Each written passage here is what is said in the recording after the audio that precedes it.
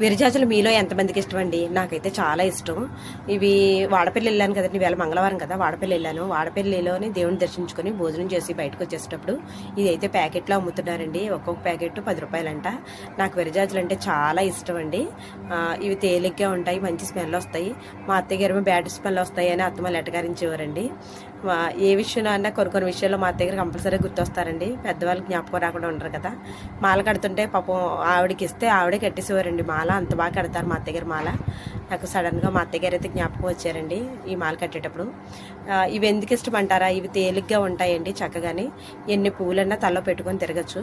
అదే మల్లెపూలు అనుకోండి, మనకు మొత్తం తలంతా పీకేస్తాయి. అదే బాధ. నాకు అంతకంటే ఏం కాదు. కానీ విరజాజులు అంటే ఎందుకు మంచి స్మెల్, మంచిగా ఇష్టం అండి బాగాని. మీకు కూడా ఇష్టమైతే కామెంట్ బాక్స్లో చెప్పండి. ఇవి 10 రూపాయలు కొన్నానే కదండి, కరెక్ట్గా మూరకి కొద్దిగా ఎక్కువే అయినాయండి. చాలా బాగా వచ్చాయి. దండ కూడా చాలా బాగా కుదిరిందండి. మీకు కూడా ఇష్టమైతే కామెంట్ బాక్స్లో చెప్పండి. విరజాజులు ఇష్టమా, మల్లెపూలు అంటే ఇష్టమా మీకు?